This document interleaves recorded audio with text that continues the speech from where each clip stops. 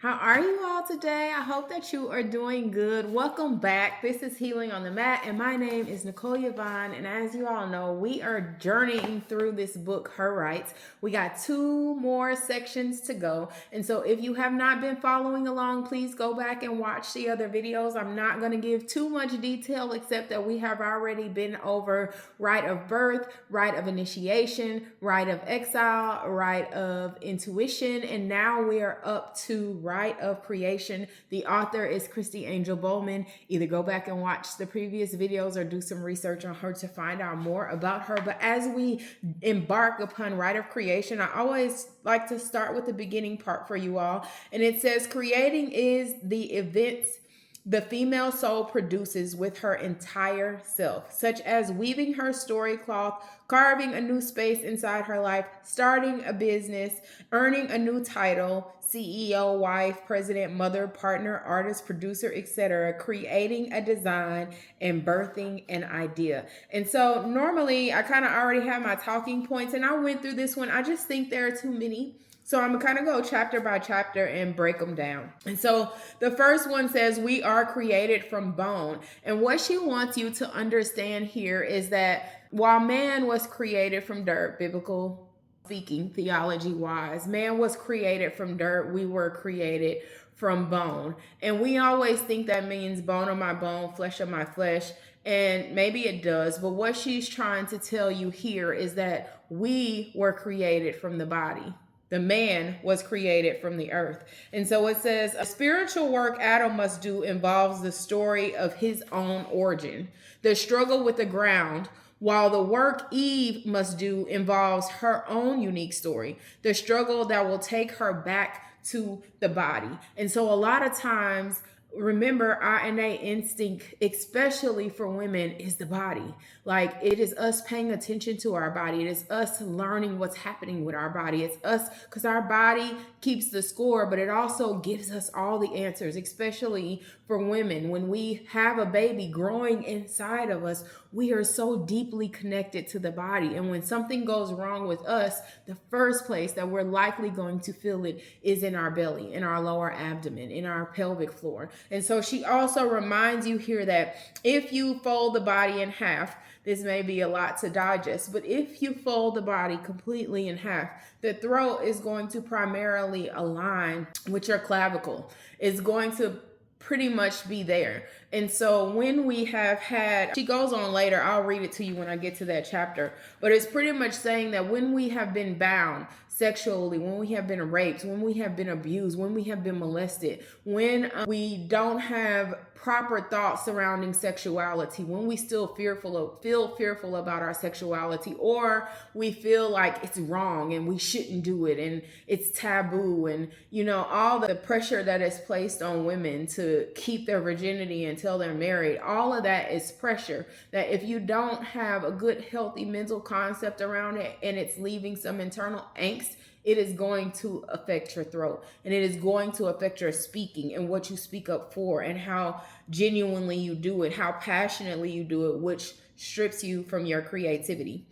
It goes on, when women bleed. And one of the things that's like highlighted in bold here is women's blood is their most honest outrage. And so here, without giving all of it, she's pretty much testing you to understand that we have things that come up when we are on our cycle. Yes, we're normally irritable, we're cranky, we can be moody, and we are told we need to check ourselves during that time. And I'm not saying check yourself in that way, but I am saying how you express the anger is critical. So write it down, journal through that time, because a lot of times that's still your intuition. This is why I told you yesterday that we would do intuition before creation, because a lot of the things that you feel around the time of your cycle, yes, some of us are just moody and cranky, but those things that are irritating your soul that you're normally able to suppress and unable to suppress during that time frame is typically your intuition telling you something's not right, or we need to fix this, or we need to work on this. Or even if it's your spouse not helping around the house, or leaving his clothes down, or expecting you to cook and clean where he doesn't do anything in return. These are things that need to be addressed, because it's hindering your creativity, and it's probably hindering your creativity in the very way that you could be the most creative. Because as we move on, it goes on to just simply her creation and understanding how much power as women we have. You know, I mean, for lack of better words, the first thing that comes to my mind is pussy power. Like, I don't know why, don't judge me, but that's the first thing that comes to mind, because a lot of times if you take sex out of the picture, you have more power than you think. But yeah, don't judge me. She goes on to tell us that in these areas, 93%, 91%, 93%, 92%. So in these four areas, I'll go in order: 93 pharmaceuticals, 91 new home, 93 food, and 92 vacationing. We have that much percentage of buying power when it comes to those areas, and 80% for healthcare. We have a lot of power. And when we take our power back, when we learn how to use it, when we learn how to make sure that we're using it in the right manner, but we're also fighting for what is right, fighting for righteousness and justice in these areas, we learn how to take it back. We learn how to teach our daughters and our friends how to exercise that so that we can get back to creativity. Because in some of those very ways, we are the creative outlet that could help take the buying power back. And so we are in her kitchen now. That's the next chapter. And so remember, I said some of those things that you're irritable about during your cycle are some of the very things that may be taking away from your creativity and your femininity. Because, you know, every woman, I don't proclaim to like cooking, but I really did used to like baking. However, I'm busy all the time now and it's just not a part of my schedule, but naturally me love to bake. Like I really do. And so it's something that I should get back to, but we learn that creating is, when we cook, we are creating meals and healthy lifestyles for our family. Can that get draining and daunting? Yes. But when you have a good partner, when you have help, when you have the right mind, and when you're healed and whole, you're creating so much more. Because not only does she talk about the cooking and the love that is poured into the cooking, think about when your grandmother cooked Sunday dinners for you. You know, the love that is expressed through that is a woman creating.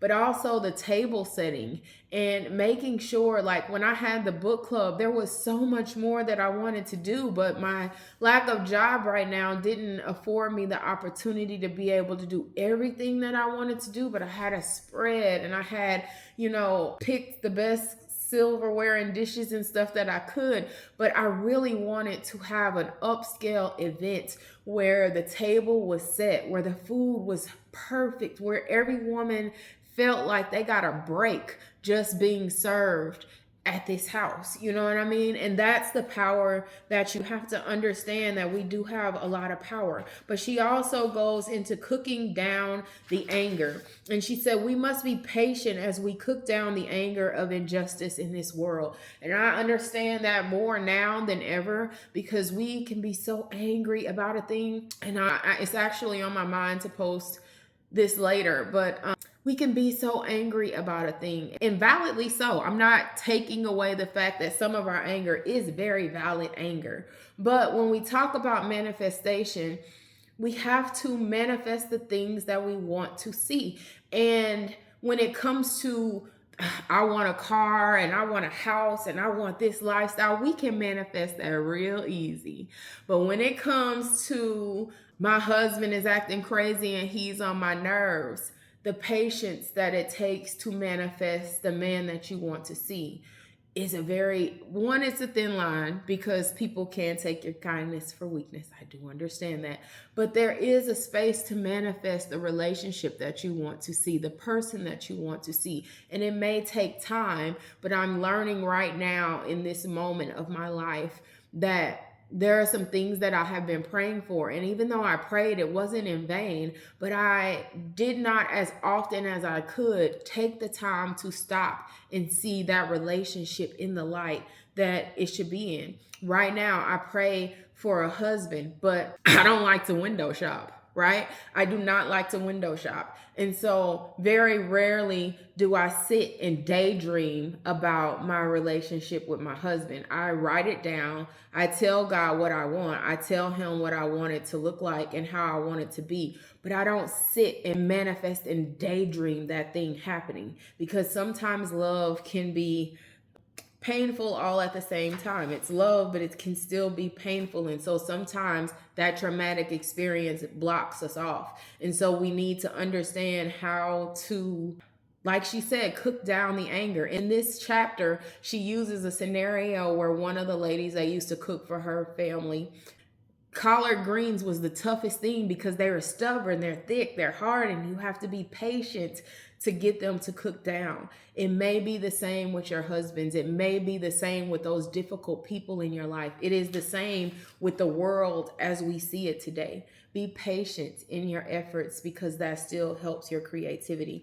And so then in the next chapter, it's setting the table, which is what I talked about, being able to set that table in a way that just takes somebody's fear away, their pain away. It gives them a moment to relax. And then story cloths. So there are other cultures, like if we think about quilts and stuff, where that quilt tells a story or it gives history. And this chapter really has worked on me because I ordered a few clothes. I used to be so into clothes, like so into clothes. And I still am. Like it's a part of me, but trying to become natural, working out all the time, being in the gym all the time, and not wanting to be so showboaty or materialistic. I didn't let it go, but a little bit I did. And so that is a part of me that I want to get back, because understand that when you know the core of who you are and why you do a thing, you can speak to it and it doesn't make it bad, even if somebody else thinks it is. And so clothing to me is just something in my family. The women of my family, we all know how to dress very well. We all know how to dress very sexy and confidently. And even when I look back to my great grandmother, she would sew her own clothes and she always dressed to the nines when she walked out of the house. My mother would sew her own clothes and she always dressed to the nines when she walked out of the house. And for none of us is it about pleasing other people. It is all about ingrained in who we are. It is all about our grandmother teaching us that when you walk out the house and the way that you dress and the way that you present yourself to the world, it speaks of your character and your personality and who you are before you ever even open your mouth. And it is a beautiful talent and gift. Fashion is such a beautiful thing, and it is storytelling. I'm sorry, I'm going on because it is that deep to me.